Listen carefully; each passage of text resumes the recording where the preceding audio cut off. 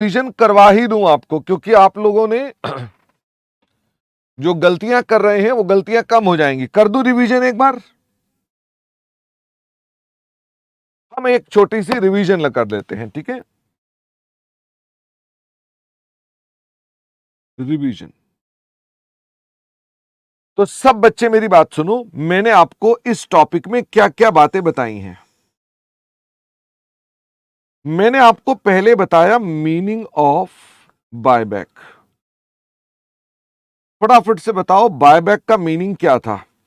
Buyback का मतलब था रीपेमेंट ऑफ कैपिटल। हमने अपनी कैपिटल को क्या कर दिया? रीपे कर दिया। अच्छा, हम कैपिटल को रीपे कर रहे हैं, तो भाई रीपेमेंट ये कैपिटल कौन सी वाली है? ये कौन सी वाली कैपिटल को हमने रीपे कर दिया? ज्यादातर हमारे सवालों में इक्विटी शेयर्स, क्या ये प्रेफरेंस शेयर भी हो सकते हैं? हाँ। क्या ये डिवेंचर भी हो सकते हैं? हाँ। हालांकि आपके एग्जाम में हमेशा आपको क्या मिलने वाला है? ओनली इक्विटी शेयर मिलने वाली है। Buyback is I can say reverse of, मुझे बताओ किसका रिवर्स है? Issue of capital. क्या इश्यू ऑफ कैपिटल का ही रिवर्सल है? जब आपने कैपिटल दी थी, ये उसी का रिवर्सल है। अब मुझे ये बताओ, इश्यू करा था हमने, तो क्रेडिटर को कोई दिक्कत होती है? फटाफट से बताओ। कैपिटल इश्यू करते हैं तो क्रेडिटर को क्या दिक्कत है? खुश है, उनकी सिक्योरिटी बढ़ रही है। अगर आप पापा को ज्यादा पैसे दे रहे हो तो क्या पापा दुखी होंगे कि खुश होंगे? वो तो खुश है कि बेटा ज्यादा पैसे दे रहा है, कौन सी दिक्कत है? उनको परेशानी कब होगी? उनको परेशानी एक ही केस में होगी, जब आप उनसे कहेंगे मैं आपका पैसा यूज करके कहीं और लगाने वाला हूं। क्रेडिटर का पैसा अगर मैं यूज करने वाला हूं टू रीपे द कैपिटल, तो प्रॉब्लम होती है, अदरवाइज नहीं होती है। ओके, मुझे ये बताओ बायबैक का पर्पस क्या होता है? Why we have buyback? Buyback का पर्पस क्या होता है आजकल? ठीक है, वो टैक्स वैक्स की बातें बेकार हो गई। तो आजकल बायबैक का पर्पस क्या है? आजकल बायबैक का पर्पस है number 1, to avoid hostile takeover. Hostile मतलब जबरदस्ती, ठीक है? कोई जबरदस्ती हमें टेक ओवर ना कर ले। To increase our control, to reduce participation of other share holders. वैसे कुल मिलाकर के क्या ये सिमिलर पॉइंट नहीं है सारे के सारे? हाँ, ये आपके एमसीक्यू में क्वेश्चन पूछे जा सकते हैं, तो आपको ये ध्यान रखना है। बाकी इसके और भी फायदे होते हैं। To improve ratios. अब आपकी अगर कैपिटल कम हो गई तो क्या आपकी सभी रेशियोज जहां जहां कैपिटल आती है, जैसे डेट इक्विटी रेशियो या कोई रिटर्न ऑन कैपिटल एम्प्लॉयड की रेशियो, तो हम उसको बात करते हैं। तो मुझे बताओ क्या इससे रेशियोज इंप्रूव हो जाती हैं? हाँ, सारी नहीं होती है, कुछ होती है। हाँ, ईपीएस भी होती है, डीपीएस भी होती है, कई रेशियोज इंप्रूव हो जाती हैं। क्या? To make share holders happy, वो खुश हो जाते हैं share holder. To increase dividend pay out in future, हम उनको फ्यूचर में ज्यादा डिविडेंड देना चाहते हैं, उसको ये भी फायदा होता है। ऑफ कोर्स इसके अलावा आप कह सकते हो कि हम अपने पास ये वे ऑफ रीपेमेंट है, ये भी फायदा है कि भी कैपिटल को रीपे करने का तरीका है। तो ऐसे कई फायदे निकलाए, ठीक है?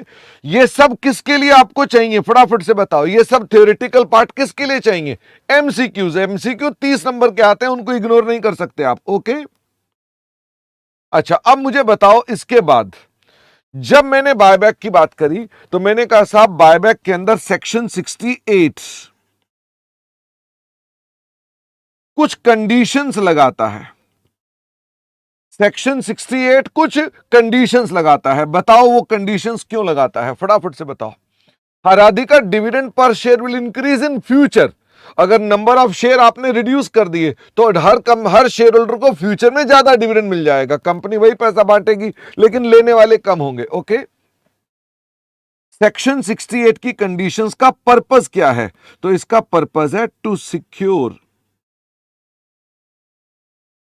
Creditors.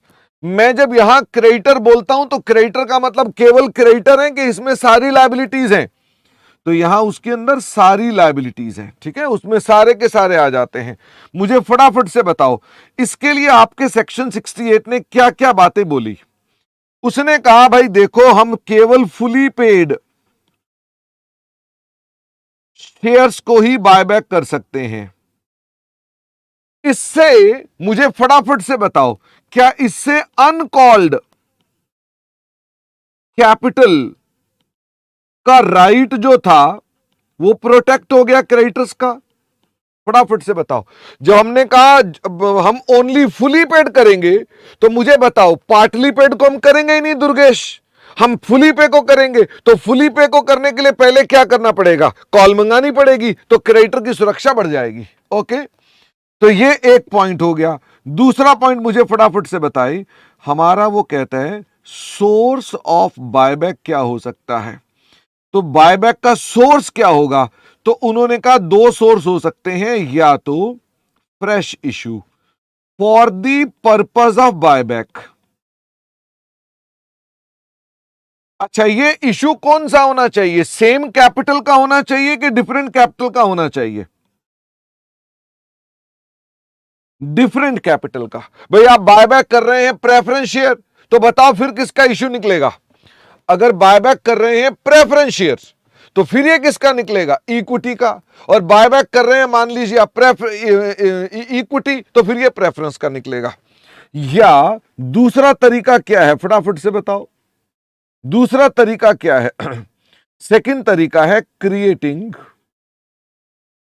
CRR from free reserves. Creating CRR from free reserve.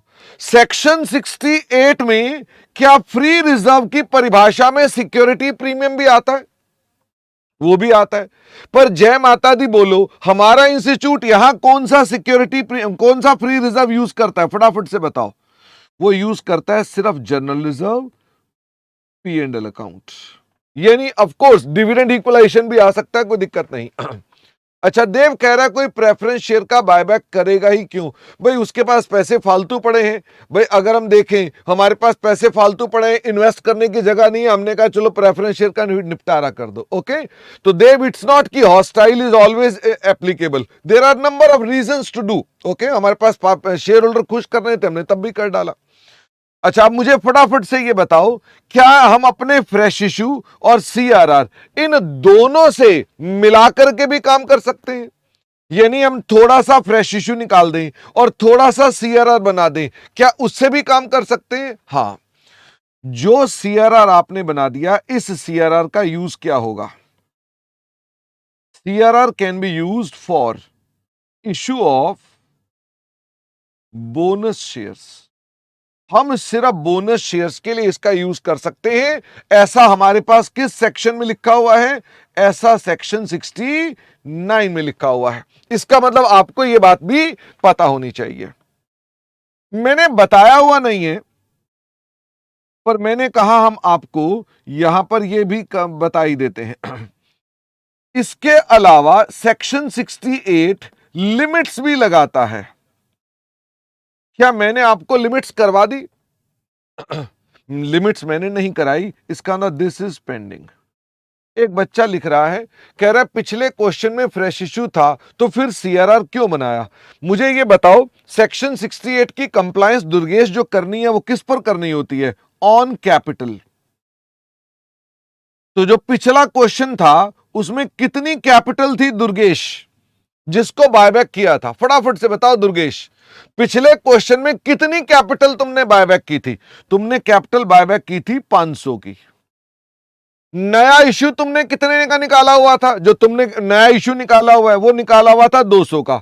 तो इसका मतलब तुम्हारे पास काम नहीं बना ना उतने से। तुम बोल रहे हो कि सर फ्रेश इशू था तो क्यों निकाला, तुम ये थोड़े ना कि यहां 500 है यहां 1 रुपए का निकाल दोगे तो बात बन जाएगी। You will have to make it up to 500। तो इसका मतलब ये कि आपको अपने पास यहां सीआरआर कितने का बनाना पड़ेगा, 300, क्योंकि टोटल अगर 500 है तो इन दोनों का टोटल भी 500 होना चाहिए। Okay, but you will lose voting power after the buyback of preference share. ऐसा नहीं होता बेटा, उसके अंदर वोटिंग पावर कब जाती है उसके भी कुछ कंडीशंस होती हैं। और नंबर दो देव, हमारी ये लॉ की क्लास नहीं चल रही है, मैंने आपको बेसिक बता दिया, फिर लॉ वाले सर भी तो कुछ पढ़ाएंगे ना, सारा लॉ मेरे से ही सीख लोगे क्या? अच्छा, हमेशा से फ्रेश इशू का बैलेंस शीट में शो होगा? नहीं नहीं नहीं, एक बच्चे ने पूछा है क्या फ्रेश इशू हमेशा क्वेश्चन में इस तरह बैलेंस शीट में लिखा होगा? जी नहीं, हो सकता है उसकी एंट्रियां करवानी पड़े, ठीक है। उस क्वेश्चन में नहीं था बाई चांस, बल्कि मेरे को लगता है उसी क्वेश्चन में ऐसा नहीं था, बाकी जगह तो एंट्रियां करवाएगा आपसे, ठीक है। इसके बाद मुझे बताइए, मैंने कहा हमारे को और क्या करना है, अब मुझे करना है जर्नल। अब मुझे बताओ, जब मैंने जर्नल की बात करी तो मैंने इसका भी कुछ पार्ट स्प्लिट कर दिए। मैंने कहा जर्नल में एक एंट्री आपकी किसकी बनती है, 4 एंट्रियों का सेट है जो किसके लिए यूज होगा, जो बायबैक के लिए यूज होगा। कितने का? 4 एंट्रियों का सेट है। मुझे फटाफट से वो 4 एंट्रियां बताओ कौन कौन सी हैं। अच्छा, उसमें ऑर्डर ऊपर नीचे हो सकता है, फिर भी मैं आपको कौन सा ऑर्डर करा रहा हूं, वो ऑर्डर करा रहा हूं जो हमारा इंस्टीट्यूट फॉलो करता है। ओके, तो बाकी इसमें कोई दिक्कत की बात नहीं, अनलेस क्वेश्चन में डेट लिखी हो, फिर तो डेट को फॉलो करो, वरना आप ऑर्डर कोई भी ला सकते हैं। तो मुझे बताओ, equity share buyback, account debit,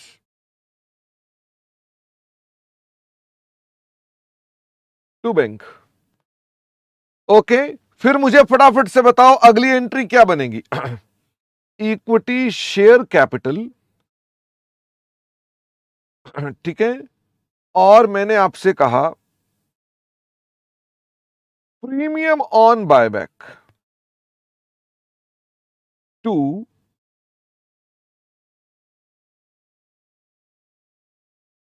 equity share buyback. थोड़ा कलर को हिसाब से देखो, तो आपको मैं कुछ दिखाने का प्रयास कर रहा हूं। मुझे फटाफट से बताओ इसके बाद ये प्रीमियम का क्या होगा। प्रीमियम का होगा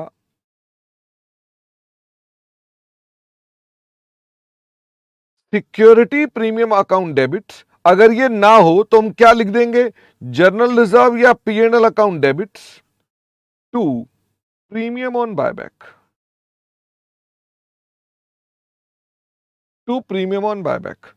और लास्ट एंट्री हमने क्या बनानी है, लास्ट हमने एंट्री सीआरआर की बनानी है। अच्छा, वैसे मुझे ये बताओ, क्या यहां सिक्योरिटी प्रीमियम यूज हो सकता है? नहीं हो सकता। ये मुझे बार बार पता क्यों याद दिलाना पड़ रहा है कि हो नहीं सकता, पर आप कर रहे हैं, क्योंकि आपको बाद में क्या होगा, कोई ना कोई टीचर कंफ्यूज करेगा, तो घबराना मत, ठीक है। अच्छा, मुझे फटाफट से बताओ, कोई बात नहीं देव, इधर देखो। अब ये बताओ, जो केवल ग्रीन वाला पार्ट है उसको देख के बता सकते हो एंट्री क्या बन रही है? हा, आप थोड़ा तारीफ करना, कहना शर्मा जी क्या बात है, क्या बात है। अगर ग्रीन वाला पार्ट देखो खाली, तो एंट्री बन रही है ये equity share capital account debit. देखो ध्यान से, सिर्फ ग्रीन वाले पार्ट को पढ़ो। तो मैंने क्या किया, मैंने कहा इसके अंदर देखो, equity share capital account debit, security premium account debit, general reserve PNL account debit to bank. ठीक है, थोड़ी तारीफ करो ना, बोलो क्या क्या बात है शर्मा जी, थोड़ा सा तारीफ करो, बोला अरे क्या गजब कर दिया, कितना कलर कॉम्बिनेशन बनाया है। ओके, ठीक है। अच्छा, दूसरा, जो आप अपने पास, अब इसका कौन सा कलर है, जो ये रेड वाला कलर है, ये थोड़ा सा अजीब सा कलर है, ठीक है। तो इस कलर को देखो, क्या ये एंट्री डेबिट में भी है और ये एंट्री क्रेडिट में भी है? ये कट गया, फटाफट से बोलो हा, बोलो ना, हाँ बोलो, क्या बात है, क्या बात है। अच्छा, और देखो, ये जो रेड वाला पॉइंट था, जो ये रेड था और ये रेड था, ये भी दोनों कट गए। तो रियलिटी में आपकी एंट्री जो है वो सिर्फ कौन सी वाली है? सिर्फ ग्रीन वाली है। बाकी सब क्या है? टेम्परेरी अकाउंट्स हैं। तो हमने घुमा फिरा रखा है। ओके, तो you will get use to it, there is no problem. अच्छा, अब मुझे बताओ इसके बाद क्या मुझे इन 3 एंट्रियों के अलावा इन 3 एंट्रियों के अलावा एक चौथी एंट्री और भी करनी पड़ती है? बताओ कौन सी एंट्री करनी पड़ती है? चौथी एंट्री बनेगी हमारी सीआरआर क्रिएट करने की। तो मुझे फटाफट से बताओ सीआरआर को क्रिएट करने के लिए हम क्या करेंगे? हम P&L या जनरल रिजर्व इधर से ही बनाएंगे टू सीआरआर। क्या यहां पे सिक्योरिटी प्रीमियम यूज हो सकता है?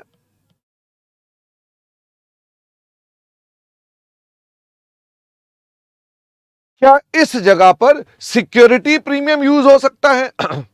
बड़ी मजे की बात है, यहां यूज हो सकता है, क्योंकि सेक्शन 68 का जो कंप्लायंस है उसके लिए लिखा गया है लॉ में कि यहां पर सिक्योरिटी प्रीमियम को फ्री मान लो, पर हमारा इंस्टीट्यूट ये करता नहीं है। तो इसका मतलब आपको अल्टीमेटली एग्जाम में जो करना है वो ये करना है। कोई दिक्कत की बात तो नहीं है? This is your exam.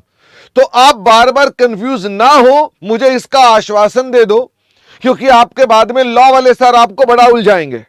वो ये बोलेंगे ये गलत किया, ये गलत किया। तो आपने सिर्फ उनकी बातों को सुनना है और कहना है जय माता दी, बात खत्म। ठीक है ना? कोई झगड़ा नहीं करना है, बोलना है ओके जय माता दी। ठीक है? अच्छा, वापिस आ जाइए, अगले पॉइंट पर चलते हैं। तो मैंने कहा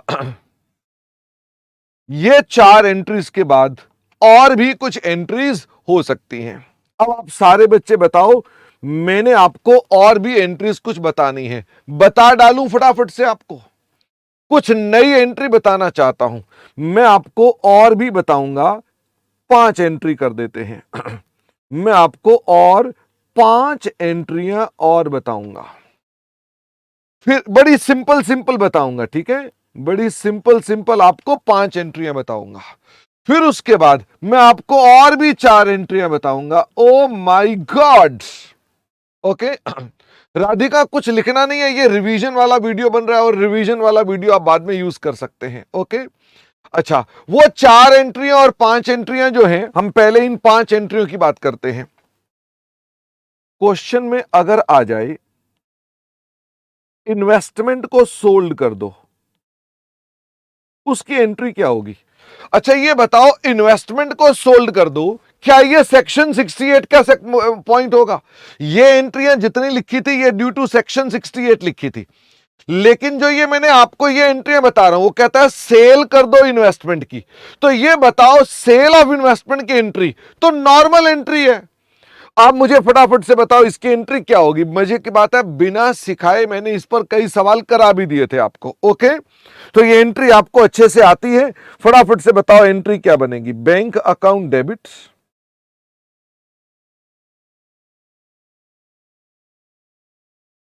टू इन्वेस्टमेंट। और इसमें अगर डिफरेंस आ जाए, अगर आपने इन्वेस्टमेंट बेची, महंगी बेची, सस्ती बेची, तो अगर इसमें डिफरेंस आ जाए तो उसे हम क्या बोलेंगे? लॉस और गेन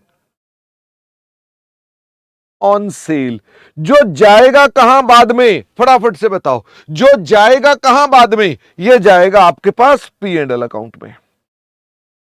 अगर बैलेंस शीट बना रहे हो तो डायरेक्टली बैलेंस शीट में ठीक कर देना, और अगर आप जनरल एंट्री से इसे ट्रांसफर करना चाहते हो वो कर सकते हो, कोई दिक्कत की बात तो नहीं। मैंने कभी ट्रांसफर की एंट्री आपको ऐसे बताई नहीं, पर आप करना चाहें तो कर सकते हैं, मुझे कोई आपत्ति भी नहीं है। क्या क्वेश्चन में इश्यू ऑफ शेयर्स का भी पॉइंट आ सकता है? ओ, क्वेश्चन कहता है जी कोई शेयर इश्यू कर दो, तो आपको क्या शेयर इश्यू करने की एंट्री आती है? Now please tell me, this is something new. Now we have gone out of revision video, हम रिवीजन वीडियो से बाहर चले गए हैं। मुझे फटाफट से बताओ इश्यू ऑफ शेयर की एंट्री क्या होती है? तो आपने इसमें ना बचपन में बड़ी एंट्रियां घुमा घुमा के पड़ी थी, 2 रुपए की कॉल, 2 रुपए की अलॉटमेंट, 2 रुपए का कॉल, बड़ा चक्कर डाला था। हमारे यहां ऐसा नहीं है, इसकी बड़ी स्ट्रेट फॉरवर्ड एंट्री भी हो सकती है और स्टाइलिश एंट्री भी हो सकती है। आप कौन सी एंट्री करना चाहते हैं? अगर स्ट्रेट एंट्री करते हैं तो भी चलता है और स्टाइलिश एंट्री भी चलता है। ज्यादा नंबर दे रहा है सवाल, तो क्या करोगे? आपको लगता है सवाल के अंदर काम कुछ है नहीं है और सिर्फ दो चार ये एंट्रियां हैं, तो स्टाइलिश एंट्रियां करना। और अगर आपको सवाल में वैसे ही बड़ा काम दिख रहा है, तो आप अपने पास सिंपल एंट्री करना। मैं दोनों आपको बताऊंगा। मुझे फटाफट से बताओ एंट्री क्या बनेगी अगर मैं सिंपल एंट्री पूछता हूं। Bank account debit to share capital to security premium. बढ़िया हो गया।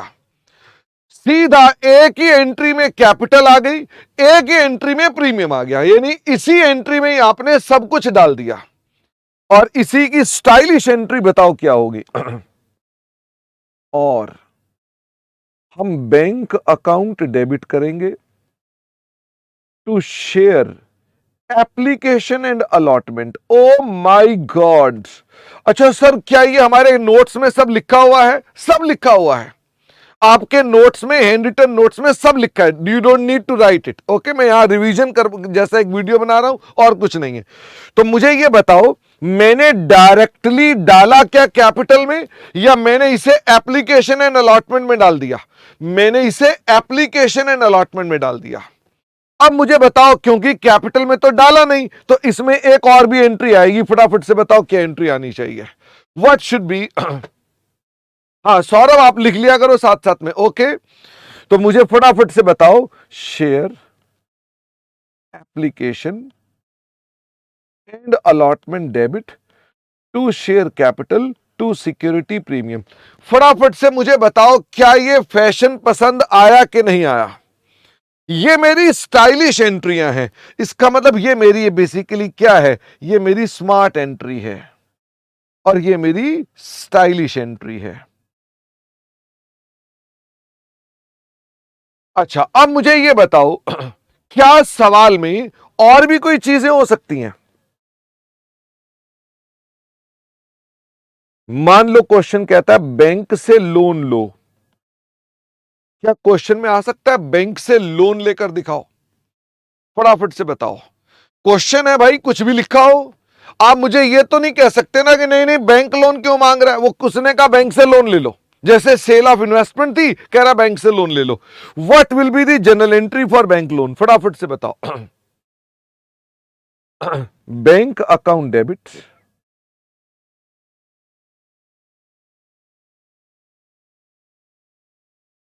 To bank loan. अच्छा, ये बैंक लोन की जगह में डिबेंचर्स कर दूं तो भी कोई दिक्कत नहीं है। हालांकि डिबेंचर्स में अगर मान लीजिए बच्चा कह रहा थोड़ा बड़ा कर दो, ये लो। तो अगर बैंक लोन की जगह डिबेंचर्स कर दूं तो भी कोई दिक्कत की बात नहीं होनी चाहिए। ओके, तो मुझे फटाफट से बताइए। और अगर मान लो डिबेंचर्स के अंदर भी आप स्टाइल दिखाना चाहें तो आप कर सकते हैं।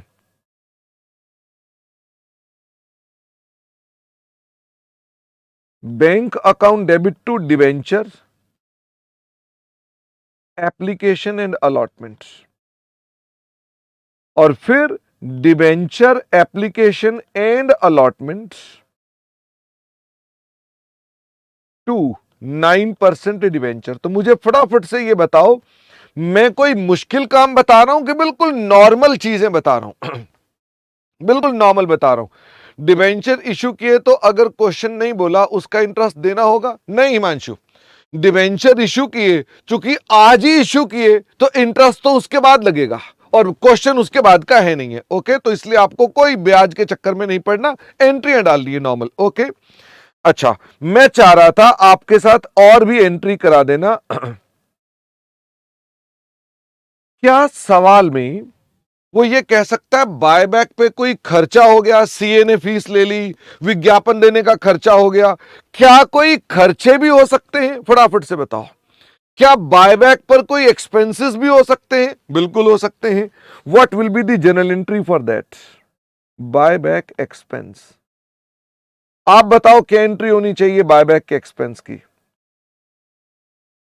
Buyback expense account debit to bank.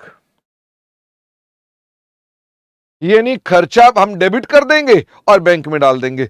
यह खर्चा कहां जाएगा? This will be transfer to P and L account to buyback expense, ये हमारे पी एंड एल में राइट ऑफ हो जाएगा। पी एंड एल में भी कहां जाएगा अगर आपसे पूछूं तो फटाफट से बताओ, पी एंड एल में भी कहां जाएगा? Other expense. P and L वैसे आप बनाते ही नहीं पी एंड एल, तो अगर आप बनाएं पी एंड एल तो ये अदर एक्सपेंस में आएगा। ओके, यानी आपके पास ये 4 एंट्रियां हो गई।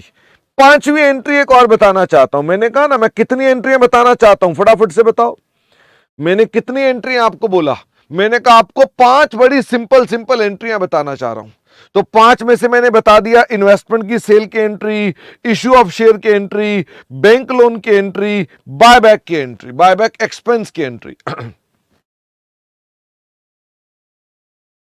क्या क्वेश्चन में बोनस इश्यू निकालने के लिए कह सकता है?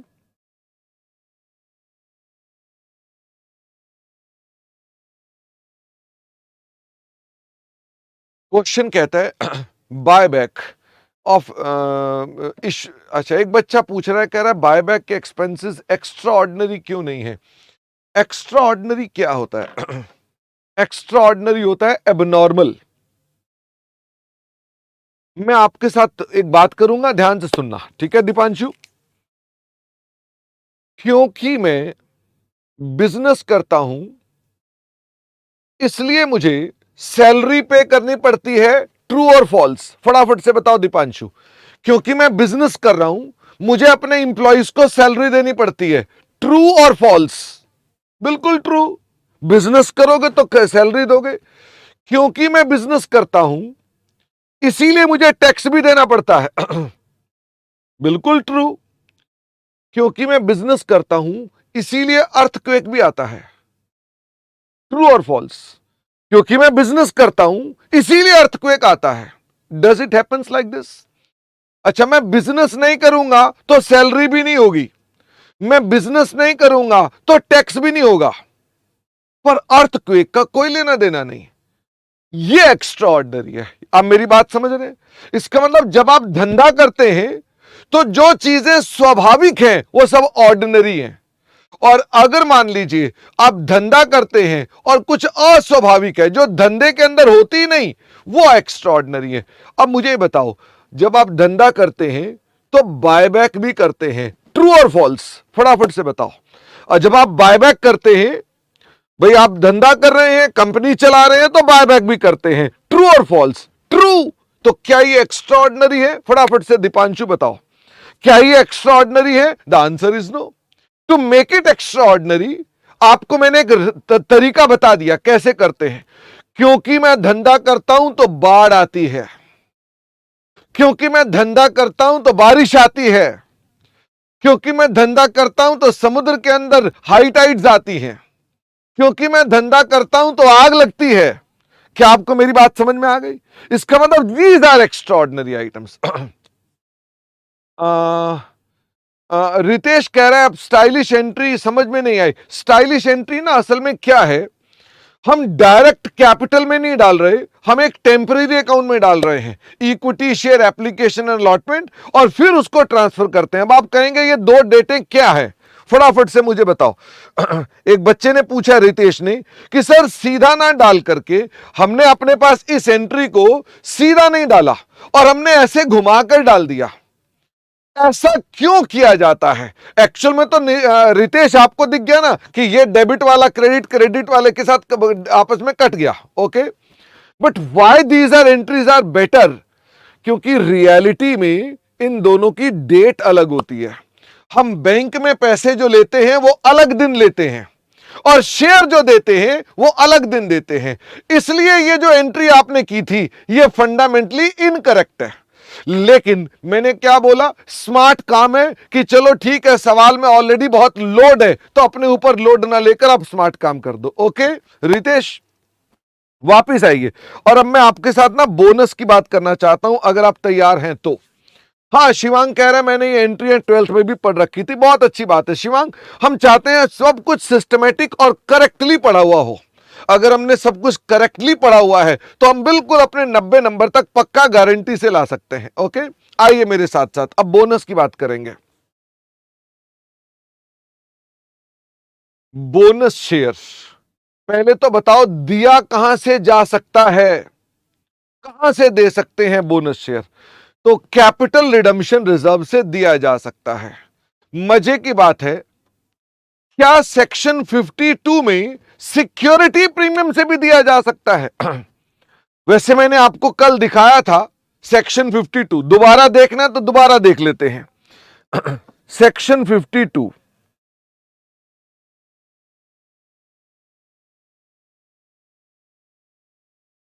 क्या सेक्शन 52 में भी लिखा हुआ है कि हम सिक्योरिटी प्रीमियम को अप्लाई कर सकते हैं? किस काम के लिए? Towards fully paid bonus shares. इसका मतलब क्या हो गया, मुझे फटाफट से बताओ। बोनस कहां कहां से दिया जा सकता है? मेरी लिस्टों पे मत जाओ, अपना दिमाग दौड़ाओ। कैपिटल रिडम्पशन रिजर्व से दिया जा सकता है, यस और नो? बिल्कुल दिया जा सकता है। सिक्योरिटी प्रीमियम से दिया जा सकता है, यस और नो? बिल्कुल दिया जा सकता है। कहां लिखा हुआ है सिक्योरिटी प्रीमियम से दिया जा सकता है? ये कहां लिखा हुआ है? ये सेक्शन 52 में लिखा है, मैंने दिखा दिया।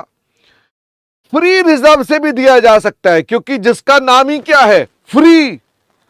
फ्री मतलब क्या? कहीं भी इस्तेमाल करो, यहां से भी दिया जा सकता है। इसका मतलब बोनस कहां से दिया जा सकता है? 3 जगह से दिया जा सकता है। कैपिटल रिडम्पशन रिजर्व से दिया जा सकता है, या सिक्योरिटी प्रीमियम से दिया जा सकता है, या हमारे पास इसमें फ्री रिजर्व्स का भी इस्तेमाल किया जा सकता है। अब बताओ किसको हम अपने पास पहले यूज करें? तो मैं आपसे क्वेश्चन पूछूंगा, आप मुझे आंसर देना, ओके? फ्री रिजर्व कहीं भी यूज हो सकता है। सिक्योरिटी प्रीमियम 3 या 5 जगह यूज हो सकता है। सीआरआर एक ही जगह यूज हो सकता है। क्या आपको मेरी बात समझ में आ गई? बोनस का मौका लगा है, किसको पहले यूज कर लेना चाहिए? भाई कभी कभी यूज हो सकता हो तो किसको करना चाहिए? सबसे पहले यूज कर लो सीआरआर। भाई कभी कभी यूज हो सकता है, आज मौका लगा तो कर लो। हरिद्वार गए हो तो मौका लगा है, क्या कर लो फटाफट से बताओ। हरिद्वार गए हो तो मौका लगा है, नहाते तो रोज हो। अब तुम घर से नहा कर गए हो, बोलो नहीं नहीं मैं नहीं नहाऊंगा, तो हरिद्वार गए हो, रास्ते में हरिद्वार आ गया तो डुबकी मार लो, क्या दिक्कत है? बात समझ में मौके का फायदा उठाओ, ठीक है? थोड़ा पुअर एग्जाम्पल था लेकिन कोई बात नहीं। तो सीआरआर का मौका मिला है, यूज कर लो। अच्छा, अगर सीआरआर खत्म हो जाए या था ही नहीं हमारे पास, फिर क्या करें? फिर अपने पास सिक्योरिटी प्रीमियम यूज कर लो। और अगर वो भी खत्म हो जाए, फिर किसका इस्तेमाल कर लो? फ्री एग्जाम्पल ले लो, फ्री रिजर्व ले लो, तो कोई दिक्कत की बात नहीं। अब इसकी एंट्रीज क्या बनेगी, तो आओ इसकी एंट्रीज को देख लेते हैं।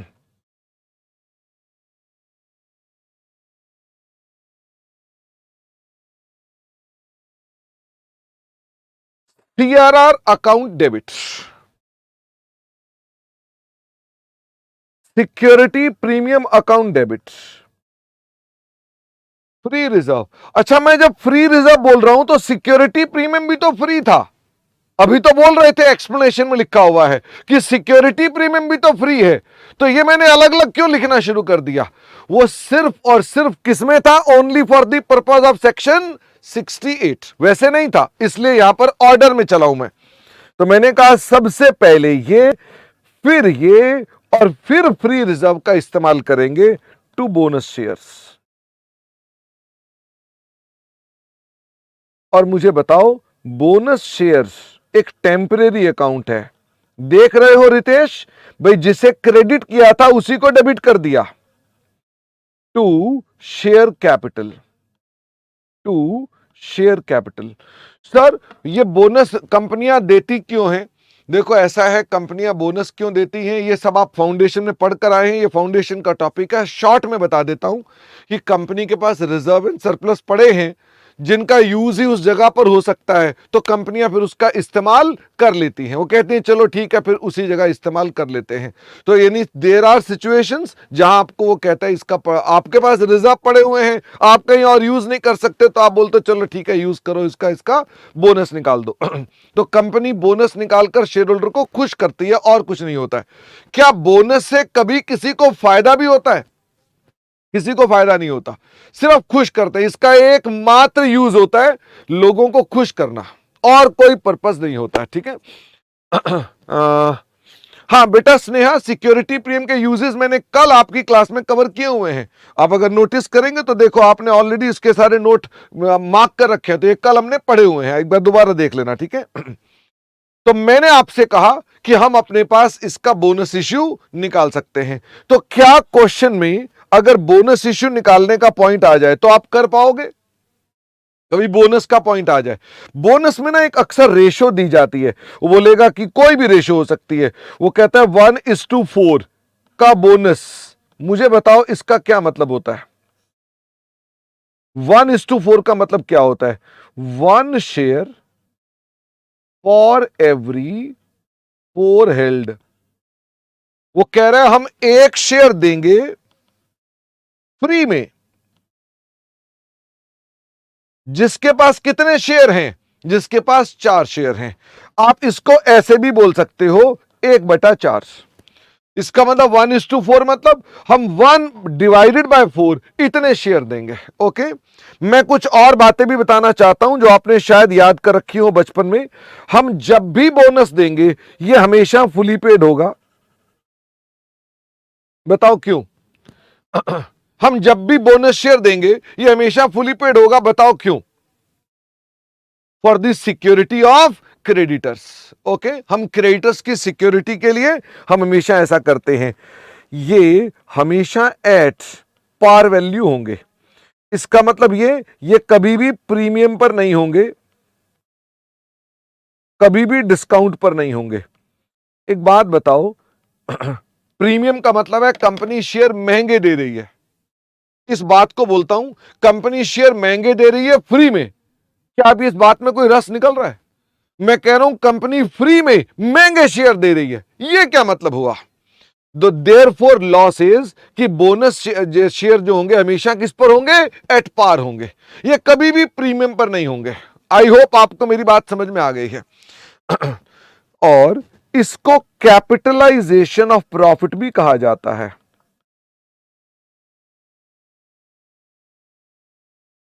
कैपिटलाइजेशन ऑफ प्रॉफिट का क्या मतलब होता है?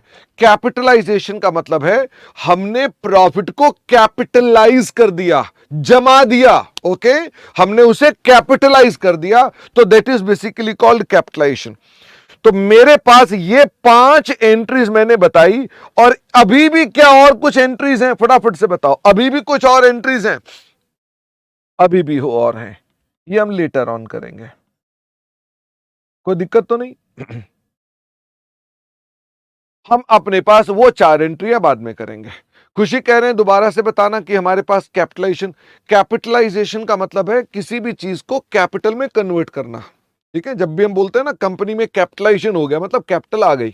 तो कैपिटलाइजेशन ऑफ प्रॉफिट का मतलब है प्रॉफिट को कैपिटल में डाल दिया, और कुछ नहीं। तो आप ये देखो, यही तो किया ना आपने अपने पास ये जो प्रॉफिट थे उसे कहां डाल दिया? आपने कैपिटल में डाल दिया, क्योंकि ये दोनों डेबिट क्रेडिट तो सेट ऑफ हो जाएंगे। तो आपने प्रॉफिट को क्या कहां पर भेज दिया? आपने कैपिटल में। इसी से वर्ड बन गया कैपिटलाइजेशन ऑफ प्रॉफिट। ओके।